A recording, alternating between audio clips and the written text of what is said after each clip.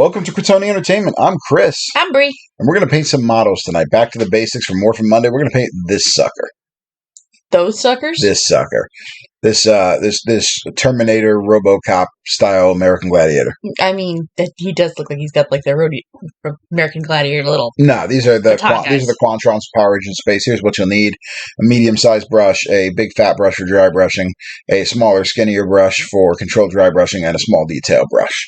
That's all we're going to need to brush-wise get these guys done. And then color selection-wise, they're going to be relatively simple. That's kind of our shtick, is try to make this as easy as possible. We don't want it to be overly complicated. The first thing we did, and I don't have it showing up on camera here momentarily, so don't even look for it. Yep, there it is. Well, no, I was going to talk about primer, but I talked too long.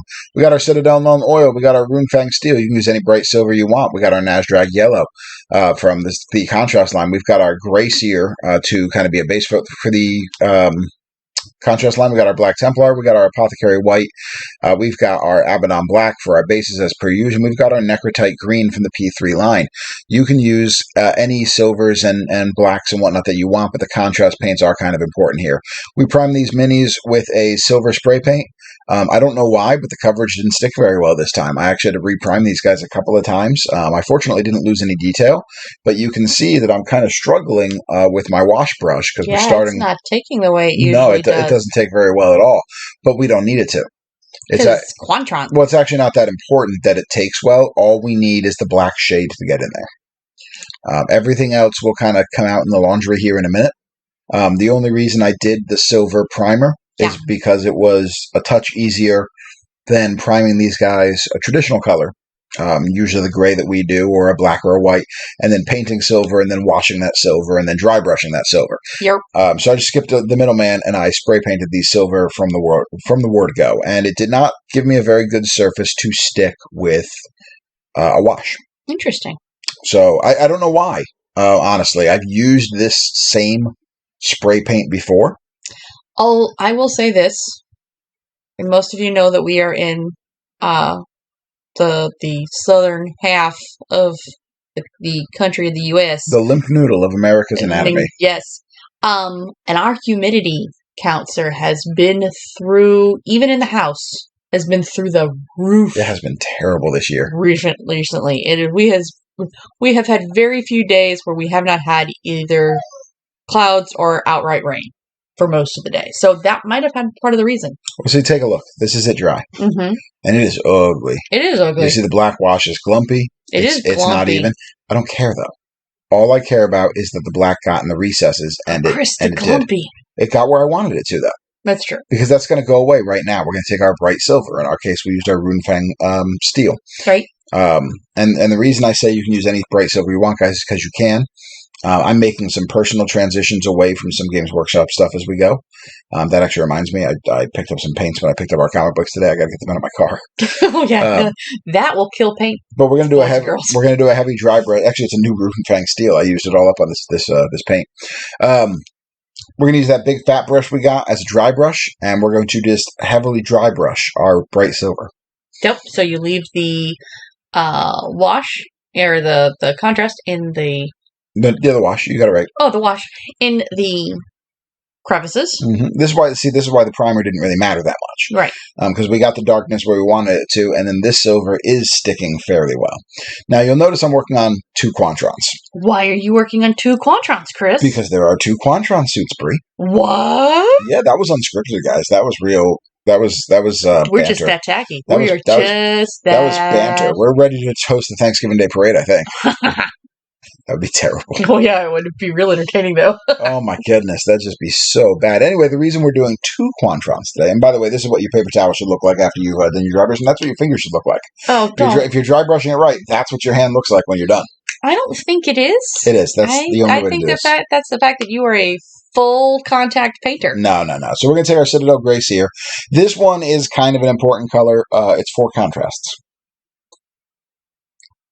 It's 4 contrasts? Yes, this is the color that Games Workshop tends to recommend to be a base coat for contrast paints. Oh. They recommend this color as a primer as well. I've found that the Krylon primer we normally use works more than fine, but I have not found another gray that works the same. That really goes on well enough to create contrast over, and white is just a terrible color to paint over another color paint. Oh, yeah. No, white's awful. But on these contrasts, we've got some area at their boots, on their legs, around their torso, at their arms, and right around their neck that are the spandex lycra bodysuits Power Rangers is so well known for. Because the reality is the Morphin grid is just access to a spandex store. Yeah. It is the Lululemon for crime fighting. The Lululemon of crime fighting. Well, they don't really fight crime. The Lululemon of... The Lululemon of whoever Eltarians deem to be evil. I mean, yeah. It's kind of shady. That's not great. But anyway, it was easier to do this than it was to paint the whole model this and then do the silvers. Yeah. So that's the way we're going with it. You can do the whole model in your light gray paint. And then paint the silver on, but why would you do that? It's such a pain in the rear end. Especially considering how much of these guys is silver versus the gray. Correct. And this is just so much faster. So that's the way we're doing it. So again, the reason we have two QuanTrons, there's two different suits you'll see on the show. There's one that's kind of a like an off-white, light gray sort of bodysuit with the silver armor, and then there's a black one. So we're doing one of each here. Now these guys paint up pretty quickly. I've been planning on doing these guys for this episode for over a month now, and just various reasons I didn't get a chance to sit down and actually paint them. New shinies. Just admit it. It was because you saw a new shiny thing, or you got an idea for the old shiny thing, and you did that instead. No, actually, it's because I try to limit my painting of Power Rangers figs to the weekends because I have so many other projects going on. Yeah, it's true. And it's not even a new shiny issue.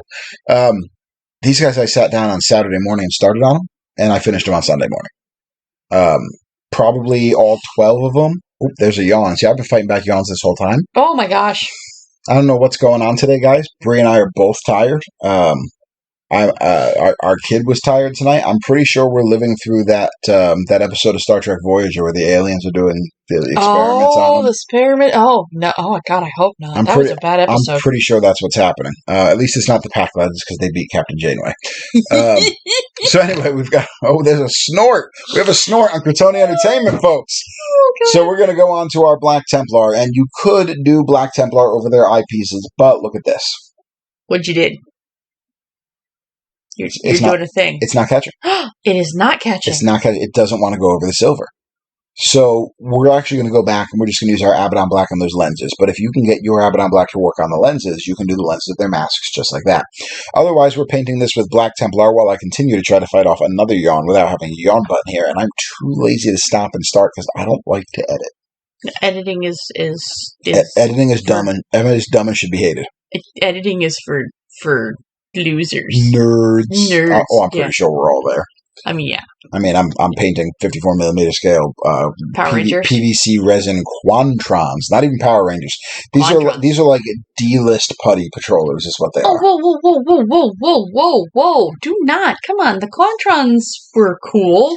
They were hanging out with cool people. I mean, none of them are cool. What I did like about the QuanTrons, I do like the suit design. There's not a lot of the minion or the putty or the foot soldier, whatever you want to call them, suit designs after the QuanTrons that I like. I liked the putties. I liked the Z putties. What about the Piranha-tron?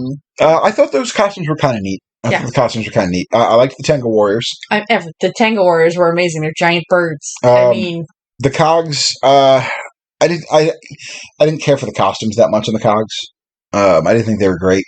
They were sparkly. And you know what's funny though? From the time with the Machine Empire, the Cogs actually aren't what sticks in my head. Oh my God, Cogs are coming eventually. What if I did those with glitter paint? We did just find that new line of amazing glitter pipes. Okay, never mind. That's another conversation for later. But I do like the QuanTron design. I have no issues with the QuanTron design. They got like 70s power or 80s power shoulders. Well, something else I liked about the QuanTrons was less about the QuanTrons. There was another yawn, guys, because we're really bad at this. Holy God, what's going on? We're so tired. Wow, the power is not protecting me tonight. No, Zordon, why have thee forsaken us? I haven't yawned this much since I had to watch Tommy Oliver show up on camera. Wow. That's where you went with this? Oh, absolument. Wow. So anyway, we're doing the Apothecary White for the other guy's cloth. So the first guy got the Black Templar, the second guy got the Apothecary White. And that's what we're doing for his clothing. So life is all good. So Bree is chugging soda right now. I'm really hoping that she rips a burp on the camera here. That'd be pretty fantastic. Especially with but anyway, it's Apothecary White in this one. But what I did like about the QuanTrons, I liked that when we got to kind of this point of the show, we weren't pretending the stuff that came before wasn't there. Yes. Because there was a little bit of that even in season 2 Power Rangers. Yeah. So we got the Abaddon Black one on the lenses. We already talked about that. Yeah. So because the other paint didn't take. There was even a little of that on season 2 early off. Zed comes in right in the first episode, kicks Rita out, blah, blah, blah, blah. But you don't see a whole lot of Finster or really no references to the Monster Maker machine or anything like that until the point in the season where Rita starts returning. So I did like... us with that love potion. Yes, that was a disturbing thing. So I did like that... So we're just doing some touch-ups with some Rune Fang Steel now, and we're also on the black one. All the raised areas that are like the little circuit boards, those are silver on their costume. So we're just taking our Rune Fang Steel, and we're just taking our fine detail brush, and we're just painting them silver. Oh, okay. We're not doing anything fancy. We're not going to do a wash. We're not going to do any highlighting. We're just going to paint them silver. Oh. What? Yep. Oh, I thought you might have a comment on that. I don't. Because I was like, had looked at the models earlier. I'm going to lean over and grab one because that makes for good radio. And I had looked and I had wondered what was going on. This and now I realized. The obligatory good radio joke. And I realized now that yes, they do have other racy bumpy parts on them. That are all the places. They have other racy, bumpy parts on them. Mm-hmm. Yep. So I liked that they acknowledged the stuff that came before. They had that big feast. I mean, they did the. Oh my god, the feast was. They did this on Turbo, where Divatox phone called Rita, and they made fun of Zed's clear snoring issue, which he should probably seek medical help for. I think he's got sleep apnea. But how do you treat that? Can he use a CPAP machine? He should be dead. The Zeo Crystal did nearly kill him, is what we learned recently. Yeah. But anyway, I like that, that giant feast right at the beginning, and I like that on the episode where they brought in the second most annoying Ranger of all time, Turbo Blue, not as annoying as Tommy. The second most annoying Ranger of all time. They brought that kid, Justin, that's his name. Justin, yes. They brought him back in, and QuanTrons are in that episode. QuanTrons are corralling a car for some reason. But QuanTrons are in the Piranatrons are in that episode. So they kind of acknowledge that everybody's got their own foot soldiers, whereas a little earlier they made a change, but then kind of never referenced back to it again. But they made that change. So the white suit guys, we didn't do anything special to the white suits beyond the Apothecary white. We're not doing any like the additional shading like we did for White Ranger or anything like that.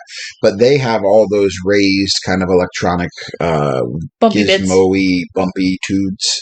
All of those are black in their costumes. So we're just taking our Abaddon Black and we're doing that. And this is about the point where I realized I hate these looks. I kind of wish I did them all with the black suits. Because the black suits look so much cooler than the white suits. Yeah, but now, like, if we ever, since everybody's kind of been watching that episode, if we use them, we now have a great way of splitting them up for... Oh, they'll absolutely be used. I'm actually really looking forward to our next game of Age of the Grid. That was my invasion. So I paint very, very early in the morning. I probably started these guys around 5:30 in the morning, and that was about 7:15ish when our son woke up too early, and he was playing with our Star Wars Legion figs, creating an epic battle, and also some of the Power Rangers figs. He was creating an epic battle with them as well, and he was using a piece of scenery we used in our Age of the Grid game on our other video, and he just decided he was tired of that, so he walked over and dropped it right on the area where I was painting. The whole room, there's a whole game room here. He dropped it right there, right in the way of the camera. Well, he likes to be involved. I mean, he doesn't, though. I've tried to get him to film some intros for the channel. He won't do it. He's not your dancing monkey, sir. I disagree. He's not your dancing monkey. I respectfully disagree. As respectfully as one can disagree, you monster. So, QuanTron's kind of cool. I like QuanTrons. Kind of cool. Cooler than Piranatrons. Don't know if they're cooler than Z-Putties.